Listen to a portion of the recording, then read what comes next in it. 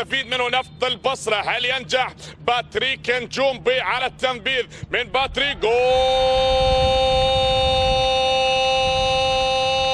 أول لنفط البصرة لفرسان الجنوب.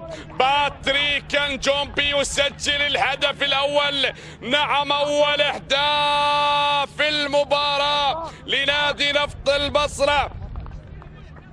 نعم، الهدف الجميل لنادي نفط البصرة ولفرسان البصرة للقلعة الصفراء. هذا هو إيمانويل، محاولة تمشي وتسديدة. جول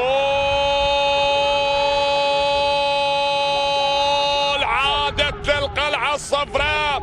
هذا هو علي شاخوان يسجل هدف التعادل لنادي أربيل. التعادل يأتي بالمباراة. نعم، هدف التعادل لنادي أربيل. أربيل للقلعة الصفراء يسجلون هدف التعادل بالشوط الثاني للمباراة. عادت المباراة بهدف التعادل بعد ما تقدم نادي نفط البصرة بقي، ونفط البصرة كذلك يسعى للعودة بالمباراة. هنا محاولة خطرة بالرأس، مرت الثاني. جول جول جول جول. ثاني الأهداف من البديل، من البديل جاسم محمد يضيف الهدف الثاني لأربيل. لأربيل لأربيل من البديل جاسم محمد يسجل الهدف الثاني في المباراة والشخصي الثالث لهذا اللاعب بعد ما سجل بشباك النفط والجوية.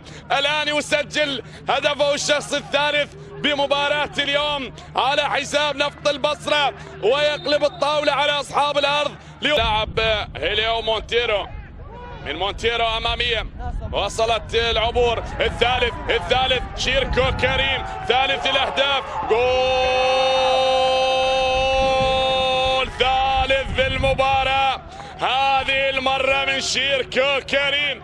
شيركو كريم يسجل ثالث الأهداف بمباراة اليوم، وليكون الهدف الشخصي الخامس لشيركو خلال هذا الموسم. نعم، يسجل 5 أهداف شيركو كريم.